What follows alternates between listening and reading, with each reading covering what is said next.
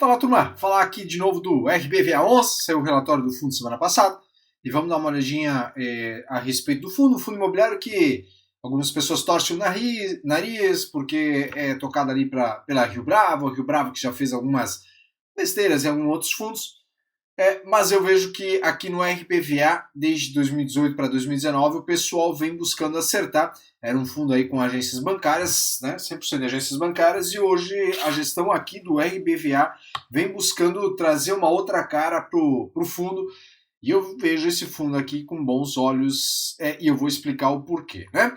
Então eu vou até fazer uma comparação aqui com o HGRU, com o GARI 11 e com o TRXF, que são os mais comentados e falados quando a gente pensa em renda urbana ou fundos híbridos, tá?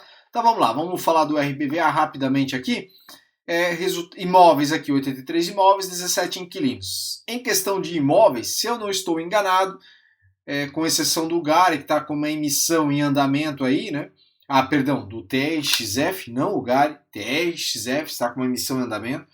Ele é um dos quatro aqui que eu estou falando, ele é o que mais possui imóveis, né? Isso até o momento. O TRXF deve ultrapassar ou chegar próximo aqui, tem que dar uma conferida lá, né? 17 inquilinos, tem uma quantidade de inquilinos aqui maior do que os outros, né? Mas já vou falar disso aqui também, né? Vacância física baixa, de 4,8%. O fundo virou base 10, só lembrando, então os números aqui já mudaram, né? Tá vendo distribuição aqui de 0,09 ao invés de 90 centavos. Então mudou, e eu acho que essa questão de base 10, como eu já disse em outro vídeo também, veio meio que para ficar. Vão ter fundos imobiliários que não vão entrar na onda, vão ficar, como o HGLG, BTLG, que já possui uma boa liquidez, uma boa base de cotistas. Não acredito que esses fundos vão virar base 10. O HGBS acabou se tornando base 20 ali, né? Desdobrou para 10, porque era um fundo, apesar de grande, era um fundo que a base de cotistas não crescia, a liquidez também não aumentava tanto, então eles acabaram fazendo esse desdobramento. E acredito que vai aumentar a base de cotistas e vai aumentar a liquidez, né? Isso é importante para os fundos imobiliários que querem crescer, né? Então aqui nós temos uma mensagem do gestor. O imóvel foi vendido aqui, ele fez uma venda agora nesse mês de maio, né? E aqui ele está trazendo a informação. O imóvel foi vendido por 9,4 milhões, valor de 110% acima do valor da compra do imóvel e 15% acima do laudo patrimonial. Duas coisas aqui. Primeiro, laudo patrimonial. Percebe como não dá para ficar se prendendo ao VP dos fundos imobiliários? Não é assim que a gente avalia se a cota de um fundo imobiliário está cara ou não, fundo de tijolo, né? Porque se você se prender ao VP, não compra acima do VP, você deixa muitas vezes de comprar o bom fundo e acaba não usufruindo dessa venda aqui, por exemplo, né, que o gestor ele vai, obviamente, distribuir o lucro aí com os cotistas, né? Segundo ponto aqui, né, inflação, né? As pessoas dizem, os imóveis, os fundos imobiliários não protegem da inflação, não protegem da inflação, o dividendo pago é o mesmo dividendo pago há 5 anos, olha o HGLG, é o que eu mais escuto, olha o HGLG pagando 1,10, já tem quase 4 anos, é 1,10. Só que esse 1,10 não era recorrente do HGLG. 1,10, ele está começando a se aproximar ali do recorrente, se eu não me engano já está em 1,08 ou 1,10, né, o recorrente no HGLG. Ele pagava 0,77, 0,80, 0,85, só que como ele fazia a reciclagem mais rápido por lá, ele ia distribuindo devagarinho esse lucro e estabeleceu 1,10. Aí o pessoal ficou mal acostumado, só que nunca pararam para olhar qual é o recorrente, né? E aí por que eu estou falando isso, né? Por causa desses lucros da venda do imóvel aqui, né? Que o pessoal fica preso ao dividendo e esquece de olhar isso aqui. Por exemplo, aqui, o imóvel ele foi vendido 110% acima do valor de compra. Qual que foi a inflação do período? 92%. Então esse imóvel aqui estava no RBVA 2013, foi adquirido, certo? Foi vendido agora, 2025, 12 anos depois, com lucro acima da inflação e vai ser distribuído ao cotista. Aí cabe ao cotista receber esse lucro e reinvestir uma parte e usar a outra parte que já está vivendo aí da renda dos fundos imobiliários, né? Então assim, tem que prestar atenção em toda a conjuntura aí para ver, né, se o imóvel, se o fundo está entregando acima da inflação, se não está, e não analisar uma janelinha curta, de repente 1 ano, 2, e dizer, esse fundo não presta, porque não entrega acima da inflação, o dividendo está igual, e etc. Né? Ainda tem muitas questões para se analisar que eu não vou entrar na questão agora aqui, tá? Aí, aqui, pela primeira vez na história, possui como principal inquilino em termos de receita contratada um operador não bancário. Então é a Cogna aqui, né, na área educacional, que vai ter a questão de receita contratada um pouquinho acima, mas se a gente olha ali, pau a pau, 24,9 para 25, estão juntos, né? Mas, muito importante isso aqui para o RBVA, que era 100% agências bancárias. Então percebe que o gestor aqui do fundo, a equipe, vem trabalhando para melhorar muito essa questão de concentração de rede bancária, porque muita gente diz assim, bancos estão diminuindo, agências físicas estão diminuindo, né? Só que a gente vê muitos bancos solicitando, Nubank é um exemplo, solicitando para que o pessoal volte a trabalhar mais no físico. A gente está vendo o Itaú solicitando para que o pessoal volte a trabalhar mais no físico também. Então eu não sei se vai fechar desse jeito como o pessoal imagina essa questão de rede bancária, tá? Até porque muita gente, apesar de pode parecer esquisito para quem está aqui no YouTube, muita gente não fica aí olhando, acessando suas contas através do celular. Tem gente que gosta do dinheiro na mão, tem gente que não resolve as coisas pelo aplicativo, até porque muitas vezes dá problema, e o pessoal vai na agência mesmo para resolver, para ter o contato ali com a pessoa cara a cara. Outros têm receio de fazer negociação ali pelo celular, e sim, tem muita gente que age desse jeito. Então eu vejo que essa questão de agências bancárias vão permanecer ainda por bastante tempo, tá? Aqui nós tivemos, com essa alienação ao todo, a estratégia de desinvestimentos ativos transacionou 220 milhões. Começou em 2018, 19, essa questão de vendas, tá? E gerou aqui um lucro de 70 milhões, né? Que foi distribuído, está sendo distribuído aos cotistas, tá? Aqui tem essa questão do imóvel. Gabriel Monteiro, que está sendo construído ali em São Paulo. Vai ser o melhor imóvel do portfólio, sem sombra de dúvidas. Contrato aqui para 20 anos. Um inquilino que é a Porto Belo de primeiro escalão, alto escalão, né? Então, assim, eu vejo que trazer esse inquilino para dentro do Porto Belo, para dentro do RBVA Porto Belo, pegar Porto Belo e trazer para dentro do RBVA é muito importante para o fundo, né? Vai diversificar ainda mais o portfólio com um imóvel de extrema qualidade. Contrato, como eu disse, de 20 anos, atípico, multa integral. Sai com 5 anos de contrato, tem os 15 para pagar. Vejo como ponto positivo aqui, tá? Aqui eles estão falando a respeito do desdobramento das cotas. Não vou ficar falando sobre isso. Aqui a questão de receita, né? Despesas do CRI. Diria que está ok pela receita que o fundo tem. Receita aqui de 14 milhões de receita de locação. Só me concentrando na receita de locação, 14 milhões e 800 mil. 898 mil aqui de juros sendo pago, que vale 6% da receita. Eu vejo isso aí como um ok, tá bom? Vamos lá, distribuição.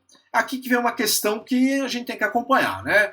O fundo ele tem FIs 88 milhões, alguns aqui não dá para vender, outros ele tem aqui que ele vai poder vender. Renda fixa e caixa de 9 milhões, valores a receber aqui de 55. Dentro desses valores de receber, pessoal, não só o RBVA, todos os fundos imobiliários, ninguém faz isso. E eles podiam fazer, né? Porque pode ver, ó, que dentro de valores a receber, o que completa aqui, né? Valores a receber contemplam, não completa, contemplam contas a receber por aluguéis, contas a receber por venda de imóveis e outros valores a receber. Pô, isso podia estar separado. Ó, aluguel é isso aqui, né? A gente tem que acessar o informe mensal para verificar. Mas o aluguel é isso aqui. Porque do aluguel, o fundo não pode usar esse dinheiro. Vai distribuir 95%, só pode ficar com 5%. Contas a receber por venda, poxa, deixa aqui bonitinho, né? E aí, o que são esses outros valores a receber? Deixa aqui explicado para nós também, né? Porque senão a gente tem que vir aqui, sempre nesse informe mensal. Deixa eu ver se é esse aqui, não, aqui. Tá aqui no informe mensal, né? Tem que ficar acessando isso aqui, né? Até porque aqui também, né? Outros valores a receber, 12 milhões. Né? Valores de aluguel para receber, 25 milhões. Então, na verdade, o fundo tem aqui por venda de imóveis, 18 milhões a receber. Certo? Então, se analisar, ele não tem 55. O que ele tem para usar, de fato, são 18 mais esses 12 aqui, né? Que eu imagino que ele vai poder utilizar, e mais os 9. Então, se a gente descer mais aqui para baixo, no relatório do fundo, a gente vai ver aqui a questão da alavancagem, que para 25 ele está numa situação cômoda. Né? Tem que lembrar que para aquela obra lá em cima que eu mostrei para vocês, ele precisa desembolsar dinheiro do caixa, certo? Para colocar. No mês passado, de abril, o fundo tirou 1 milhão do caixa para colocar lá na obra. Né? Então ele vai precisar de dinheiro para isso também, já que ele está desenvolvendo esse imóvel. Só que para 25, pelos números que a gente viu ali, eles têm grana. Né? É para 26 que a gente vai precisar ver se o fundo vai conseguir fazer uma emissão. Eu não acredito. Se ele vai conseguir vender mais imóveis ou se ele vai fazer mais alavancagem. Eu espero que não faça mais alavancagem. Apesar de questão de patrimônio aqui que a gente vê, né, essa relação aqui embaixo, né, relação patrimônio e alavancagem, 10% aqui a gente vê, né, isso aqui diz muito pouco, né, o que interessa é saber o caixa, né, não tem caixa, a alavancagem em relação ao patrimônio até pode ser baixa, e de fato, né, mas sem caixa você vai fazer o quê? Se também não consegue vender, né, então vai ter que fazer uma nova alavancagem, já que a emissão não é possível. Vamos ver o que vai acontecer, mas para esse ano a situação aqui do RBVA eu vejo como tranquilo. Outro ponto que o pessoal fala aqui, e aí que eu quero comparar com os outros três fundos, é isso aqui, né? O pessoal fala, o fundo é muito concentrado, né? A gente vê aqui ó, a Caixa com 25, o Cogna aqui com 24 e o Santander aqui com 17. E aí vem o Açaí, Centauro e tal, com menos aqui, né? De 10%. Vamos lá, né? Se a gente vem aqui agora, olha para isso aqui. Aqui estou com, vamos começar aqui no HGRU. Exposição por locatário, 23% de Carrefour, Açaí 21%, Pernambucanas 17%. Vamos lá no Gari. Nós temos aqui porcentagem, a BET aqui, que é o logístico, mas vamos falar aqui dos atacarejos e dos varejos em si, né? Grupo Mateus, 19%, Pão de Açúcar aqui, GPA, temos 16% e Grupo Carrefour, 31%. O que nós temos aqui no TXF? Açaí, 29%, Grupo Mateus, 21%, Pão de Açúcar, 13%. Percebe que cada um desses fundos tem concentração. O que você, investidor, deveria prestar atenção? Pô, peraí, eu quero ter essa questão de varejo, quero ter essa questão de fundo híbrido ou renda urbana, como muitos chamam aqui, na minha carteira. Vou ter dois fundos. Pô, então faz uma comparação, né? Além de outras coisas que você vai precisar analisar. Mas compara, aqui no TXF, se é uma coisa que eu quero ter na minha carteira, pô, eu tenho um Açaí aqui com 29 e Grupo Mateus com 21. O que eu tenho no Gari 11? No Gari 11 eu tenho o Grupo Carrefour com 31%. Tá, aqui eu tenho Carrefour não, aqui eu não tenho. Ok, legal, vou ter um Carrefour em um, não vou ter em outro. Tá bom. Grupo Mateus aqui, com 19%. Eu tenho no TXF, Grupo Mateus, pô, aqui eu tenho também com 21%. Certo? Então, eu meio que já bato de igual para igual. Grupo Pão de Açúcar aqui com 13%. Pô, aqui eu também tenho, com 16%. Aí compara com o HGRU, né? Mesma coisa, Carrefour. Se eu olho para cá, aqui não tem Carrefour. Aqui tem Grupo Carrefour, mas aqui não tem. Aí eu venho no HGRU, temos Açaí aqui? Não temos Açaí aqui, mas nós temos Açaí aqui. Então percebe que no fundo todos eles têm uma concentração de receita. O que dá para dizer assim desses três aqui que eu estou mostrando é que eles têm contratos mais atípicos que o pessoal do RBVA. O RBVA eles também têm uma boa porcentagem de contrato atípico lá, mas muitos desses contratos estão vencendo. Então assim, pode ser que esses inquilinos saiam, certo? Dos imóveis aqui do RBVA. E aqui, nessa questão desses três aqui, TXF, Gari e o HGRU, eles têm todos eles contrato mais longo. Então a situação, em questão de receita aqui, olhando mais para 10 anos, 8 anos, esses três estão assim mais redondos, nesse quesito. Em questão de concentração de receita por exposição de locatário, todos eles têm concentração de receita e cabe você olhar 1, 2 aqui, de repente colocar 1, 2 ou até 3 né, na carteira. Só que aí vem uma questão, quando a gente olha para o GAI, para o HGRU, para o TXF, a gente tem o que lá? A exposição. Galpões. São galpões, né? São galpões simplificados no meio da cidade, a maioria, alguns um pouco mais afastados, tem alguns mais afastados, mas são galpões. Não renovo o contrato lá, o que eu consigo fazer com esses galpões? Alugo para outro segmento? É fácil alugar? Não é? E tal? Tem que analisar, levar essa questão em consideração. Olha aqui para o RBVA, nós temos aqui muitas agências. Então agências geralmente são o quê? Localizadas em centros. Algumas não estão bem localizadas, mas são imóveis localizados em ruas com muito movimento sempre. Consigo mudar essa agência de repente para uma cafeteria, a depender do tamanho do imóvel? Consigo mudar para uma academia? Consigo mudar para uma rede de supermercado? Consigo mudar de repente para um outro tipo de loja, um perfil de loja diferente que sai ali da rede bancária, né? Seja um lojista de outro segmento? Dá para mudar, você já tem mais opção. Tanto é que o fundo vem fazendo isso. O fundo fez isso, o RBVA, locando ali para academia, locando aqui para rede de supermercado lá em Minas Gerais. Se eu não me engano, foi lá em Minas Gerais que eles fizeram isso, um imóvel de esquina, que estava locado para o Santander reincidiu, não ficou um mês vago aquele imóvel, já foi locado para uma rede de supermercado de lá. Então, assim, tem que sempre olhar, né? Aqui eles até trazem, né? 82 locações de imóveis de varejo, né?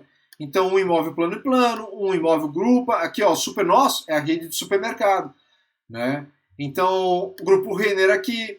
Então, assim, é preciso levar tudo em consideração. Olhar os imóveis, olhar eles todos e ver. Então, aquelas críticas que muita gente faz em relação ao RBVA, eu vejo como sem fundamento. Porque, se é para fazer crítica em relação à concentração de receita, tem que lembrar que a receita ela pode mudar. No caso, o perfil de locatário. Porque o imóvel está aqui, né? A gente olha, como vocês viram, essa questão de concentração de receita aqui, todos eles têm concentração de receita, né? que a gente precisa ver é, eu diria assim, a diminuição de alavancagem nesse fundo aqui. Né? Considerando o caixa que eu mostrei ali para vocês, me parece mais que ali para 26, se não for possível fazer uma emissão, e se o fundo ele não conseguir fazer novas vendas significativas, é provável que ele faça uma nova alavancagem. Mas isso não é exclusivo dele aqui. TRXF está numa situação muito semelhante, tanto é que já fez alavancagem, e assim que a cota subiu um pouquinho a respeito ali em relação ao VP do fundo, né? O fundo fez uma emissão. Boa parte dela já casada, né? Já está lá garantida, vamos dizer assim, mas vamos ver quanto eles vão conseguir captar com os seus cotistas, né? Mas enfim, para terminar o vídeo aqui, vejo a situação do RBVA como um todo boa, vejo que é um fundo ok, ele traz diversificação diferente do GARI, do HGRU, do TRXF, ele vem para uma pegada de renda urbana diferente. Então, sempre que você lembrar de montar a sua carteira, quando você diz assim, eu vou começar a montar minha carteira de investimento, né, eu estou montando a minha carteira, pense em diversificação. Diversificar não é colocar vários fundos.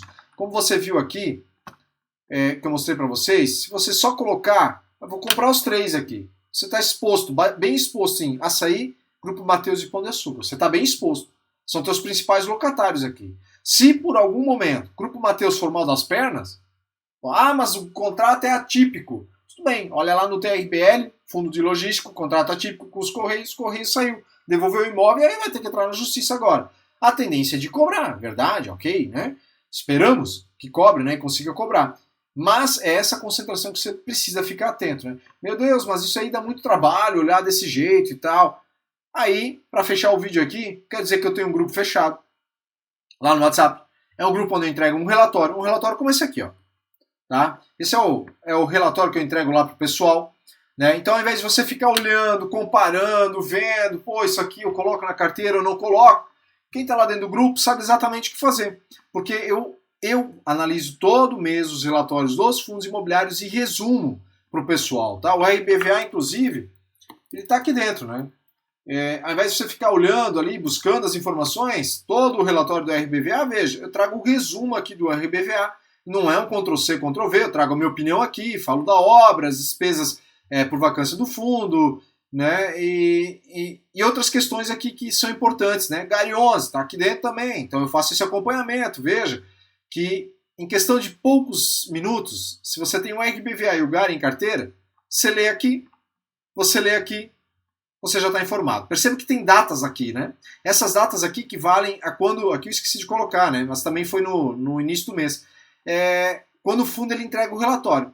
Então o fundo ele entrega o relatório, como aqui, ó, TRXF, 11/5, naquele domingo que eu entreguei o relatório para o pessoal, né, eu informo para vocês estarem sempre a par de quando é o relatório. Então, se de repente você não quer acompanhar por conta própria, gostaria de que alguém acompanhasse isso para você, né, esse é o serviço que eu ofereço. Há uma mensalidade de R$ 79,90. Você fica o tempo que quiser, né? Quer ficar um mês, você fica. Quer ficar um ano, você fica. Quer ficar 6 meses, você fica. E quando não quiser mais, sai do grupo, não tem nenhum problema. Tá? Tem um link na minha descrição, que é o meu contato de WhatsApp. Se você se interessar, você pode me chamar ali, que eu te explico um pouquinho mais, caso ainda tenha dúvidas em relação ao grupo. Claro, eu também falo sobre os fatos relevantes, eu envio lá, falo das emissões, quando elas surgem, gravo vídeos exclusivos lá para o pessoal. Ninguém que está lá dentro, todos que estão lá dentro, aliás, não ficam sem informação, né? E eu ainda faço o atendimento 1 a 1, tá? Você tem uma dúvida, você me chama ali no particular e eu converso contigo numa boa, tá? Não tem essa coisinha de, manda uma mensagem aqui e é isso que eu vou te responder. Eu converso 1 a 1 com todos os integrantes do grupo.